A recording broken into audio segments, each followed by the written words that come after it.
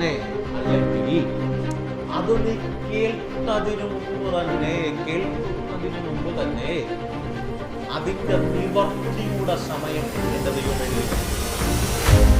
ലോകത്തിലെ ഏറ്റവും വലിയ സാമ്രാജ്യമായ ആലയത്തിനകത്ത് ശുശ്രൂഷയ്ക്ക് വേണ്ടി ഉപയോഗിച്ചു കൊണ്ടിരുന്ന മാനപാത്രങ്ങളെ പോലും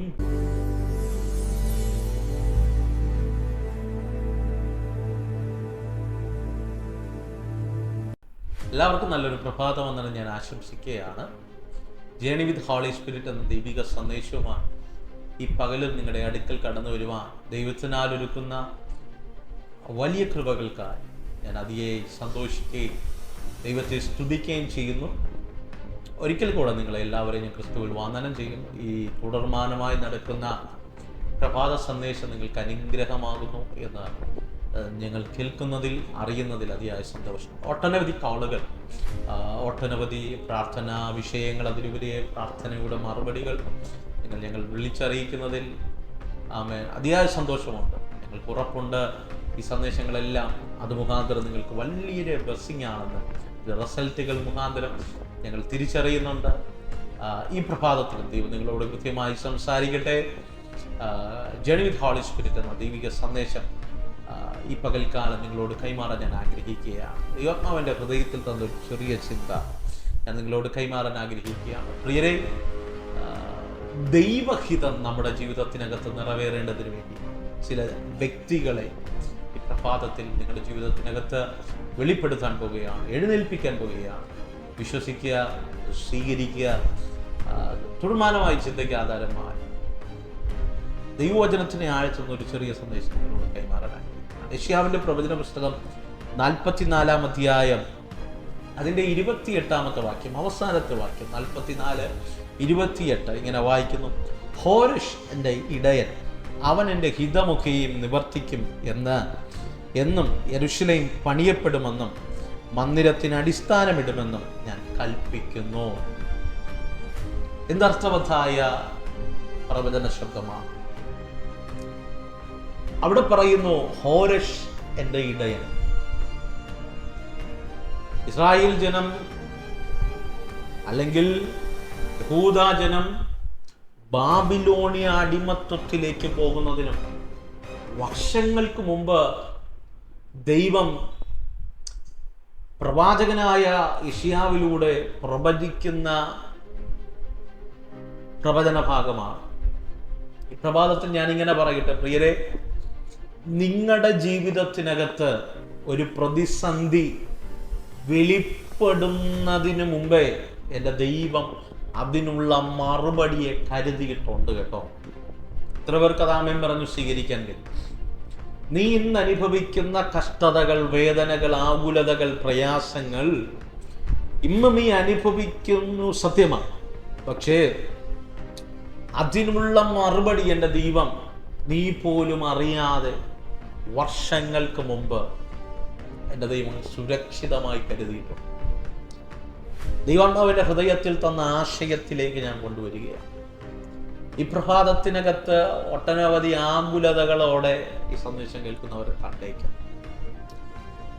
ഒരു പ്രതീക്ഷയ്ക്കും വകയില്ലാതെ ഈ പ്രഭാതത്തിൽ ഉറക്കമെഴുന്നേറ്റ് വന്ന് ഈ ദൂത് കേൾക്കുന്നവർ കണ്ടേക്കാം. ഏതൊക്കെ രാജ്യത്തിനകത്ത് എല്ലാ വാതിലുമാണ്, ഒരു ആശ്രയിക്കാൻ, സഹായം ചോദിക്കാൻ ഒരു മനുഷ്യൻ പോലും ഇല്ലാതെ ജീവിതത്തിൻ്റെ മേഖലകൾക്കകത്ത് സകലതും സ്റ്റക്കായി പോയ ഏതെങ്കിലും വ്യക്തികൾ എന്നെ കേൾക്കുന്നുണ്ടെങ്കിൽ ഞാൻ നിങ്ങളോട് ആത്മാവിൽ ഒരു ദൂത് കൈമാറാം. പ്രിയരെ, നിന്റെ മേൽ ദൈവം തന്ന വാഗ്ദത്ത നിവർത്തി വെളിപ്പെടാൻ ദൈവം ഒരു സമയം വെച്ചിട്ടുണ്ട്. അർത്ഥം, നീ ഏതോ പ്രാർത്ഥനാ മുറിയിലിരുന്ന് കേട്ട ദൈവശബ്ദം, അല്ലെങ്കിൽ ദൈവവചനം ധ്യാനിച്ചപ്പോൾ വചനത്തിലൂടെ ദൈവം കൈമാറിയത്, ദർശനത്തിലൂടെ കൈമാറിയത്, പരിശുദ്ധാത്മാവ് നിന്നോട് സംസാരിച്ചത്, എന്തുമായിക്കൊള്ളട്ടെ, വാട്ട് എവർ ഇറ്റ് ഈസ്, ഏത് തരത്തിൽ നീ കേട്ട വാഗ്ദത്തമാണെങ്കിലും അത് നീ കേൾക്കുമ്പോൾ തന്നെ, അല്ലെങ്കിൽ അത് നീ കേൾക്കുന്നതിന് മുമ്പ് തന്നെ അതിൻ്റെ നിവർത്തിയുടെ സമയം എൻ്റെ ദൈവം എഴുതി വെച്ചിട്ടുണ്ട്. അർത്ഥം, നീ ഇന്ന് വരെ കേട്ട സകല വാഗ്ദത്തങ്ങൾ, നിന്റെ തലമുറയെക്കുറിച്ച്, നിന്റെ കുടുംബത്തെക്കുറിച്ച്, നിന്റെ സഭയെക്കുറിച്ച്, നിന്റെ മിനിസ്ട്രിയെക്കുറിച്ച്, നിന്റെ ഭാവിയെക്കുറിച്ച് നീ കേട്ട സകല വാഗ്ദത്തങ്ങളും എൻ്റെ ദൈവം നിന്നോട് പറയുന്നതിന് മുമ്പ് അത് നിവർത്തി എന്നാകുമെന്ന്, അല്ലെങ്കിൽ ദൈവം അനുവദിച്ച സമയമെന്നാണെന്ന് ദൈവം കൃത്യമായി അത് എഴുതി വച്ചിട്ടുണ്ട്. ഈ പകൽക്കാലം ശ്രദ്ധിക്കണമേ, യെശയ്യാവാണ് ഈ പ്രവചന ശബ്ദം കൈമാറുന്നത്. ഹോരേശന്റെ ഇടയൻ, അവൻ ദൈവഹിതം നിവർത്തിക്കും. ദൈവഹിതം നിവർത്തിക്കും. യെരൂശലേം പണിയപ്പെടും. അർത്ഥം, യെരൂശലേം പണിയുക എന്നതാണ് ദൈവഹിതം. ഇത് പ്രവചിച്ചു പറഞ്ഞ് വർഷങ്ങൾ കഴിയുമ്പോൾ ഈ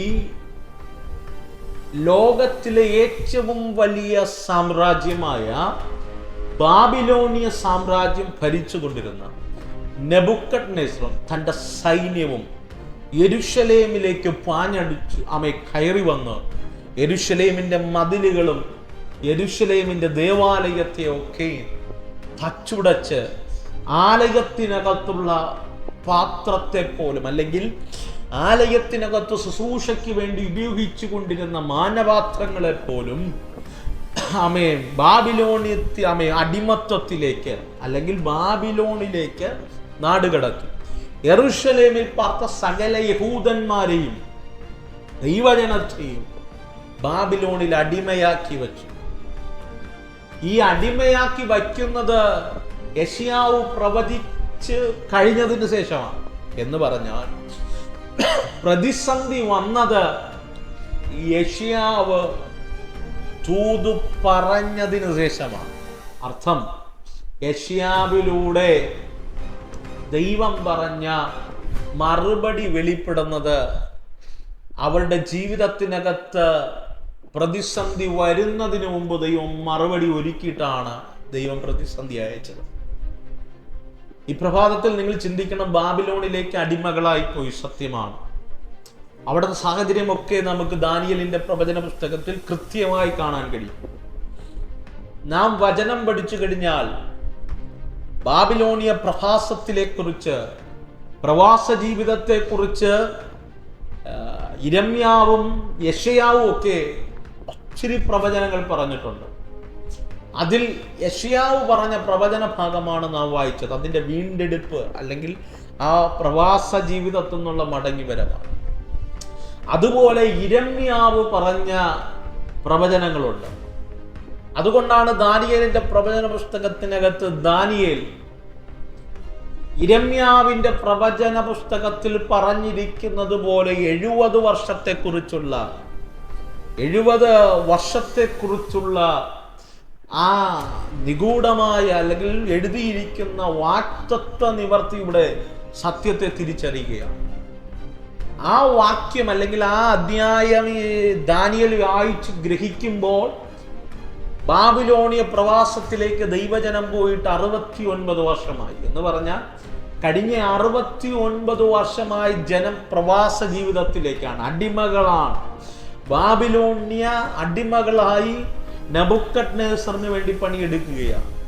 ആ കാലഘട്ടത്തിലാണ് ദാനിയേലിന് ദൈവവചനത്തിൽ നിന്ന് ഒരു മർമ്മം ഗ്രഹിക്കാനിടയായത്. വേറൊന്നുമല്ല, 70 വർഷം കൊണ്ട് ഈ ബാബിലോണിയ പ്രവാസം തീരുമെന്ന്.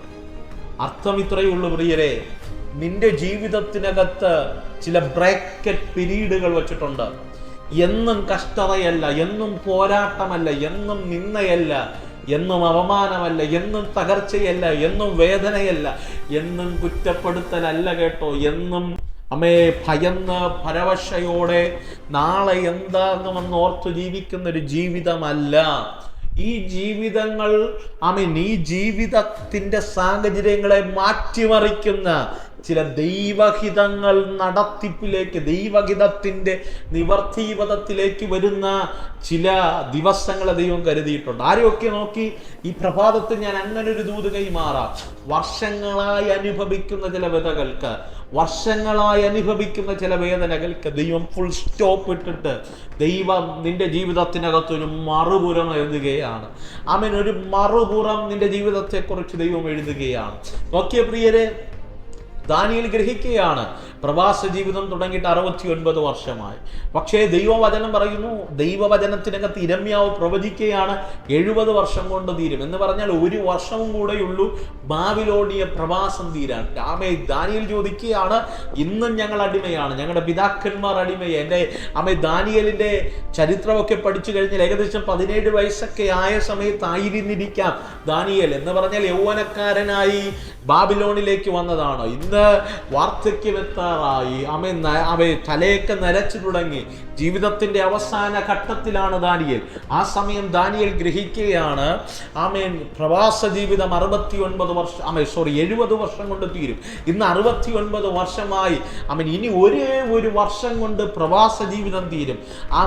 അങ്ങനെ ഗ്രഹിക്കുന്ന സമയത്ത് ഈ വാക്തത്വം നിവർത്തിയെക്കുറിച്ച് ചിന്തിച്ചിരിക്കാതെ അവനൊരു സ്റ്റെപ്പ് എടുത്തു. ഈ പ്രഭാതത്തിൽ അവൻ കേട്ട വാക്തത്വങ്ങളെ കുറിച്ച് ഒരു ഏങ്ങലോടുകൂടെ, ഒരു നെടുവീർപ്പോടുകൂടെ, അയ്യോ എൻ്റെ ജീവിതത്തിൽ നടന്നില്ലല്ലോ, ദൈവദാസൻ പറഞ്ഞതല്ലേ ഇന്ന വർഷത്തെ ഇന്ന സമയത്ത് നടക്കുമെന്ന്, ഇന്ന വ്യക്തി പറഞ്ഞതല്ലേ, ദൈവം സംസാരിച്ചതല്ലേ, ദൈവം എന്നോട് കൃത്യമായി ഡയറക്റ്റായി സംസാരിച്ചതല്ലേ എന്നൊക്കെ ചിന്തിച്ച് നെടുവീർപ്പിടാതെ ജീവിതത്തിൻ്റെ മേഖലകൾക്കകത്ത് ദാനിയേലും ചെയ്തതുപോലൊരു സ്റ്റെപ്പിൻ നമ്മുടെ ജീവിതത്തിനകത്ത് വേണം. പ്രിയരെ, ദാനിയേൽ എന്താ ചെയ്തത്?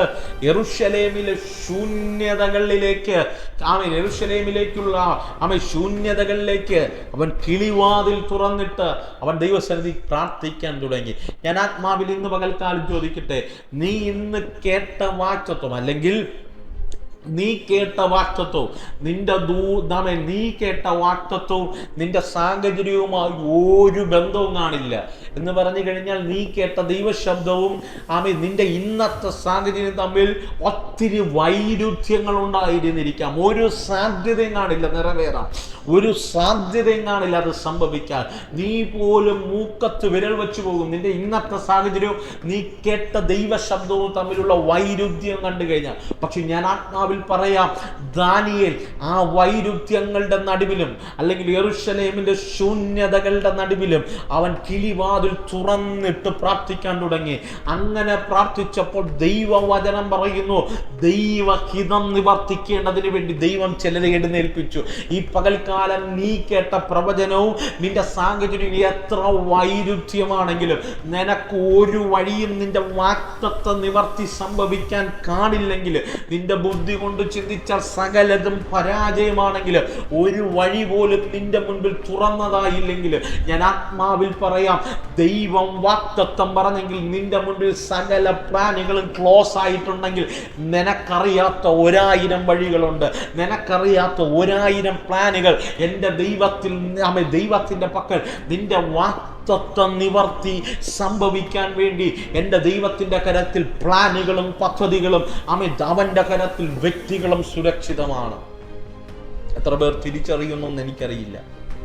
പ്രിയരെ, ദാനിയേൽ അങ്ങനെ ദൈവാലയത്തിലെ ശൂന്യതയൊക്കെ കണ്ട്, യെരൂശലേമിന്റെ ശൂന്യത കണ്ട് നെടുവീർപ്പിടുമ്പോൾ, ഒരേ ഒരു വർഷം മാത്രമേ ഉള്ളൂ, ഒരേ ഒരു വർഷം. ദൈവവചനത്തിന്റെ പ്രവചനം സത്യമാണെങ്കിൽ, അല്ലെങ്കിൽ അത് നിവർത്തിയാകാൻ ഇനി ഒരേ ഒരു വർഷമേ ഉള്ളൂ. അത് സംഭവിക്കണമെങ്കിൽ ദാനിയേൽ യെരൂശലേമിലേക്കുള്ള കിളിവാതിൽ തുറന്നിരുന്നു അവൻ പ്രാർത്ഥിക്കാൻ ആരംഭിച്ചു. ഞാൻ ആത്മാവിൽ പറയാം, ഈ പ്രഭാതത്തിൽ പ്രാർത്ഥിക്കാൻ തുടങ്ങുക. പ്രവചന ശബ്ദങ്ങൾ നിറവേറാൻ വേണ്ടി പ്രാർത്ഥിക്കാൻ തുടങ്ങുക. വചനം എങ്ങനെ പഠിപ്പിക്കുന്നു? ദർശനത്തിനൊരു അവധി വച്ചിരിക്കുന്നു, അത് സമാപ്തിയിലേക്ക് എത്തപ്പെടുന്നു. അത് വൈകിയാലും വരും നിശ്ചയം. താഴോട്ടുള്ള വാക്യമൊക്കെ പഠിച്ചു കഴിഞ്ഞാൽ നമുക്ക് കൃത്യമായി കാണാൻ കഴിയുന്ന ഒരു പദമുണ്ട്. ആണ്ടുകൾ കഴിയും മുമ്പ് ദൈവമേ നിന്റെ വാക്തത്വത്തെ ഓർക്കണമേ. നാളുകൾ കഴിയും മുമ്പ്, ആണ്ടുകൾ കഴിയും മുമ്പ് ആ വാക്തത്വത്തെ ജീവിപ്പിക്കണമേ. ഒരു ഭക്തന്റെ പ്രാർത്ഥനയാണ്. ഹബക്കൂക്ക് ദൈവസന്നിധി കരയുകയാണ്. അതുപോലെ ദാനിയേൽ ദൈവാലയത്തിലെ ശൂന്യതയ്ക്ക് കണ്ടിട്ട് യെരൂശലേം മുഴുവനും തകർന്നു കിടക്കുകയാണ്. ദേവാലയം മാത്രമല്ല, അവരുടെ പട്ടണങ്ങൾ തകർന്നു കിടക്കുന്നു, അവരുടെ ഗ്രാമങ്ങൾ തകർന്നു കിടക്കുന്നു, സകലതും തകർന്നു തരിപ്പണമായി. വിലാപങ്ങളുടെ പുസ്തകത്തിൽ യിരെമ്യാവ് കരയുന്ന ഒത്തിരി പദങ്ങൾ നമുക്ക് കാണാൻ കഴിയുന്നുണ്ട്. അതുപോലെ ശൂന്യത അനുഭവിക്കുന്ന യെരൂശലേമിലേക്ക് കിളിവാതിൽ തുറന്നിട്ട് ദാനിയേൽ പ്രാർത്ഥിക്കാൻ തുടങ്ങിയപ്പോൾ യെശയ്യാവ് പ്രവചിച്ച പ്രവചനം അവന്റെ മേൽ നിവർത്തിയായി. ഞാൻ ആത്മാവിൽ ഒരു ദൂത് കൈമാറാം. നീ പ്രാർത്ഥിക്കാൻ തീരുമാനമെടുത്താൽ, നീ ദൈവകൃപയിലേക്ക് മടങ്ങി വരാൻ തീരുമാനമെടുത്താൽ, ദൈവശബ്ദത്തിന് കാതു കൊടുക്കാൻ തീരുമാനമെടുത്തു കഴിഞ്ഞാൽ, നീ പോലും അറിയാതെ ദൈവത്തിന്റെ പ്രവർത്തികൾ നിന്റെ ജീവിതത്തിനകത്ത് മടങ്ങി വരാൻ തുടങ്ങും. നീ പോലും അറിയാത്ത വ്യത്യസ്തമായ തലങ്ങൾ നിന്റെ ജീവിതത്തിനകത്ത് വെളിപ്പെടും. എന്താ പ്രിയരെ ദാനിയേൽ പ്രാർത്ഥിച്ചപ്പോൾ സംഭവിച്ചത്? യെശയ്യാവ് പ്രവചിച്ച രാവിലെ വായിച്ച ഇന്ന് പകൽക്കാലം വായിച്ച ആ വാക്യം അവന്റെ ജീവിതത്തിനകത്ത്, അവന്റെ മാത്രമല്ല ആ രാജ്യത്തിനകത്ത് വെളിപ്പെടാൻ തുടങ്ങി. വചനം പറയുന്നു, ഹോരശന്റെ ഇടയൻ ജാതീയ രാജാവിനെ ദൈവഹിതത്തിന് വേണ്ടി എന്നെ ദൈവം എഴുന്നേൽപ്പിച്ചു. ഈ പകൽക്കാലം ദൈവം നീ ചിന്തിക്കും, നിന്റെ കുടുംബക്കാർ നിനക്ക് വേണ്ടി എഴുന്നേൽക്കുമെന്ന്, നിന്റെ കൂട്ടുകാർ നിനക്ക് വേണ്ടി എഴുന്നേൽക്കുമെന്ന്. നീ പ്രിയം വെച്ച വ്യക്തികൾ നിന്റെ കൂടെ കാണുന്നു. ഒരു വ്യക്തിയും നിന്റെ കൂടെ കാണില്ല കേട്ടോ, ഒരു മനുഷ്യനും നിന്റെ കൂടെ കാണത്തില്ല.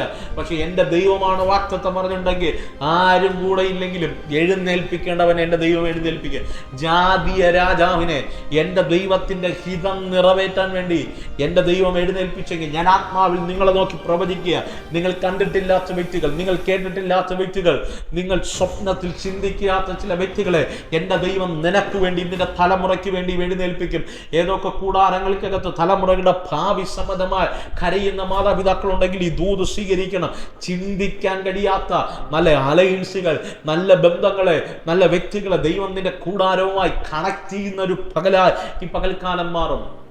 വചനം പറയുന്നു, ദൈവഹിതം നിവർത്തിക്കേണ്ടതിന് ദൈവം ഹോരശനെ ഇടയനാക്കിയെടുത്തു.